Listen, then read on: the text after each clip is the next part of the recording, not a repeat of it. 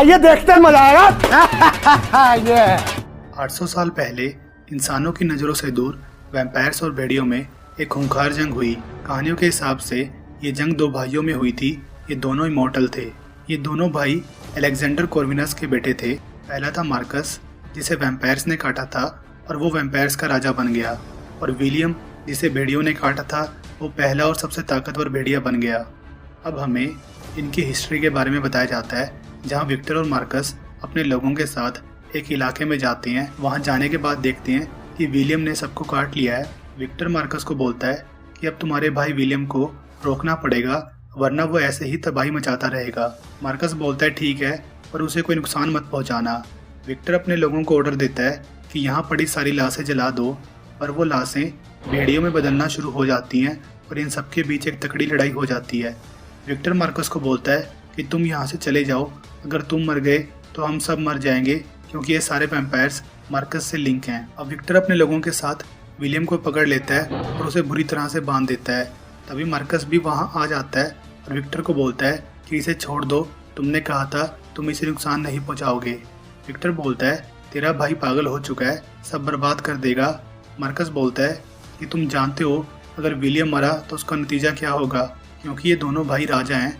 अगर ये मरते हैं तो सारी वैम्पायर्स और भेड़ियों की नस्ल खत्म हो जाएगी। विक्टर मार्कस को बोलता है कि हम विलियम को हमेशा कैद करके रखेंगे, तुम्हारी पहुंच से बहुत दूर। अब हमें सेलिन दिखाई जाती है, जो बता रही होती है कि विक्टर को मारने के बाद विक्टर के लोग मुझे ढूंढकर मारने जरूर आएंगे।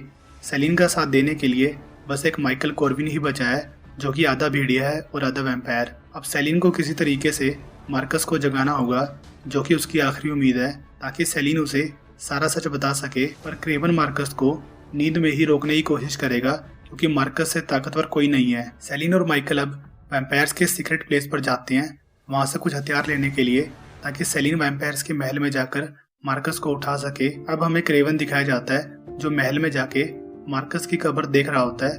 तभी जमीन के नीचे से मार्कस निकलता है कि मेरी निप्पल से मेरी रूह निकल गई, जो कि डॉक्टर का खून मिलने से जाग गया है और उसकी खून की यादों से इसे सारा सच पता लग चुका है। मार्कस अब क्रेवन और इसके सभी लोगों को वहां मार देता है और मार्कस अब सारी सच्चाई के बारे में जान चुका है।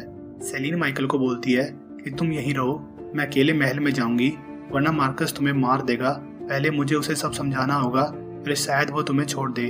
फिर सेलिन माइकल को बोलती है कि तुम्हें जिंदा रहने के लिए खून पीना पड़ेगा, अब तुम इंसान नहीं रहे, अगर खून नहीं पियोगे तो कमजोर हो जाओगे। ये सब बोल के सेलिन अकेले निकल जाती है। अब हमें एक बहुत बड़ी शिप दिखाई जाती है, जहाँ कुछ लोग रिसर्च कर रहे हैं। तभी वहाँ कुछ लोग आके अपने बॉस लोरेंज मकारो को बताते हैं कि अमेलिया को भेड़ियों ने मार दिया है। विक्टर और लूसियन भी मर गए हैं और मार्कस ने जिंदा होने के बाद महल में सबको मार दिया है। मकारो अब लूसियन, अमेलिया और विक्टर की लाश को देखता है और फिर विक्टर के पेट को काटकर उसमें से एक चाबी निकाल लेता है। और मार्कस कंप्यूटर से जाके वैम्पायर्स के सारे सीक्रेट प्लेसेस पे छानबीन करता है, जहाँ से इसे माइकल का पता लगता है, क्योंकि सेलिन उसे वहीं छुपा के गई हुई है। और सेलिन माइकल को जो खून देके गई थी पीने के लिए, माइकल उसे नहीं पीता और उस जगह से बाहर आके एक बार में चला जाता है नॉर्मल खाना खाने के लिए, और वो खाना इसे नहीं पचता और इसे वोमिट होने लग जाती है। वहाँ कुछ पुलिस वाले इस पर बंदूक तान देते हैं और सेलिन भी महल से लौटने के बाद वापस माइकल को देखने के लिए जाती है, पर माइकल वहाँ नहीं होता। सेलिन को बाहर से माइकल की आवाज़ सुनती है, पुलिस उस पर गोलियां चला रही होती है। माइकल जंगल की तरफ भागने लग जाता है और सेलिन वहां पहुंचकर माइकल को बचा लेती है और बोलती है ये खून पी लो, तभी तुम जिंदा रह पाओगे। माइकल सेलिन का थोड़ा सा खून पी लेता है, पर तभी वहां मार्कस इन्हें ढूंढकर पहुंच जाता है। यहाँ कैसे आ रही है? सेलिन मार्कस को बोलती है कि विक्टर मौत का हकदार था, इसलिए मैंने उसे मारा। मार्कस बोलता है मैं सब कुछ जानता हूँ, विक्टर हमेशा से ही मुझसे कुछ छुपा रहा था और मुझे लगता है कि वो तुम हो। मार्कस इसे काटने के लिए पकड़ लेता है और माइकल बंदूक उठा के मार्कस पर गोलियां चला देता है। ये दोनों वहां से एक ट्रक को लेकर भागने लग जाते हैं। मार्कस भी इनके पीछे आ जाता है। अब माइकल और मार्कस में तकड़ी लड़ाई होती है। मार्कस माइकल के गले से लूसियन वाला लॉकेट छीनने की कोशिश करता है। फिर मार्कस सेलिन पर अटैक करने लग जाता है कि तेरा खून पीकर मैं सारा सच जान कर रहूंगा कि विक्टर ने मुझसे क्या छुपा कर रखा है। फिर सेलिन और माइकल वहाँ से बचकर भाग जाते हैं। थोड़ी देर बाद सुबह हो जाती है और दिन में सेलिन जिंदा नहीं रह सकती, तो माइकल ट्रक को चलाकर सेलिन को एक पुरानी जगह में ले जाता है और वहाँ अंधेरा कर देता है, ताकि सेलिन ट्रक से बाहर आ सके।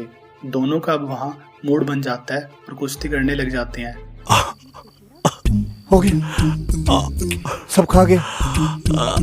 कुछ देर बाद सेलिन लूसियन के उस लॉकेट को पकड़ती है तो इसे कुछ यादें आनी शुरू हो जाती हैं।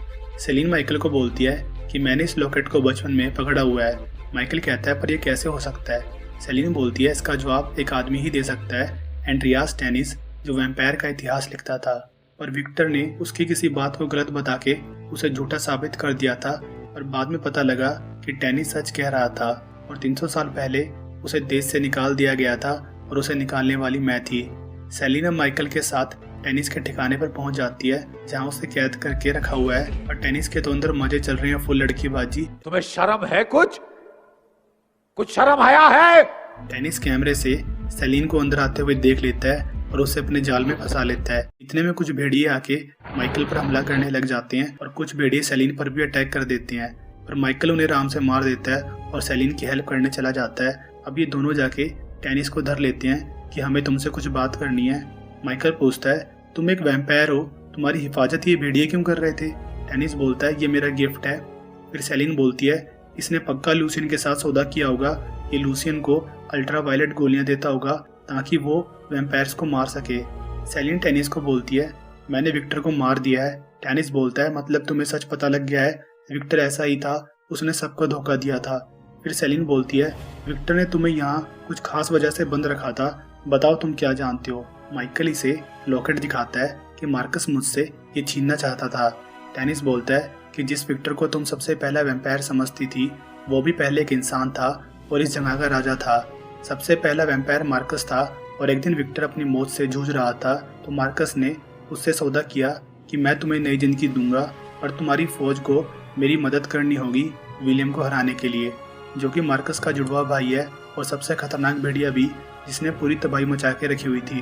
पर एक दिन विक्टर और उसकी आर्मी ने विलियम को पकड़ लिया और उसे हमेशा के लिए बंद कर दिया गया। सेलिन बोलती है पर उसे जिंदा क्यों रखा गया? टेनिस बोलता है विक्टर जानता था कि विलियम को मारने से पूरी भेड़िया जाति मर जाएगी तो फिर वो गुलाम किसे बनाएगा।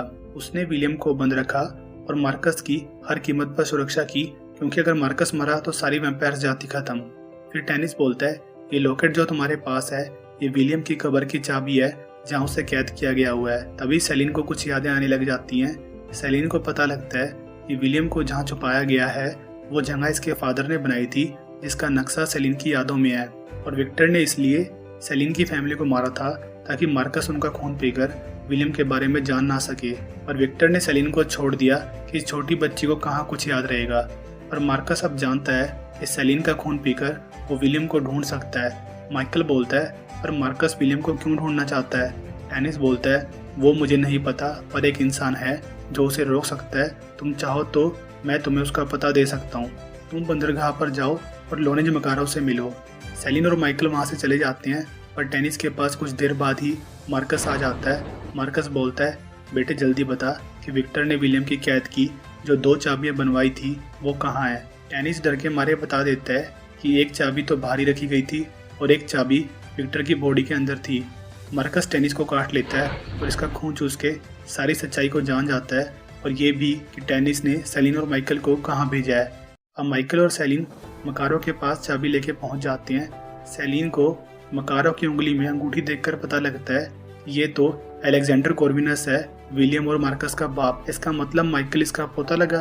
मेरा बच्चा है तू। सेलिन बोलती है मार्कस को रोकने में हमारी मदद करो, वो विलियम को आजाद कर देगा। अलेक्जेंडर बोलता है मैं तुम्हारी मदद क्यों करूं, वो भी अपने बच्चों को मारने के लिए। सेलिन बोलती है अगर विलियम जाग गया तो वो फिर से सब बर्बाद कर देगा। इतने में वहाँ शिप पर मार्कस पहुंच जाता है और माइकल की छाती में अपने पंजे घुसा देता है। माइकल को पेल कर मार्कस उसके गले से वो चाबी ले लेता है। सेलिन भी मार्कस से लड़ने आती है और मार्कस इसे भी धर लेता है और इसका खून पी के इसकी यादों से सारा सच जान जाता है कि विलियम को कहाँ छुपा के रखा है। अब मार्कस वहाँ से चला जाता है और सेलिन माइकल के पास जाती है जो कि बुरी हालत में है। सेलिन उसे अपना खून देती है और वो होश में नहीं आता। सेलिन रोने लग जाती है माइकल माइकल और मार्कस अपने बाप के पास जाता है ताकि उसे दूसरी चाबी ले सके जो उसने विक्टर के अंदर से निकाली थी। अलेक्जेंडर मार्कस को मना करता है कि मत खोलो विलियम को, तो उसे काबू में नहीं कर पाएगा और वह सबको भेड़िया बना देगा।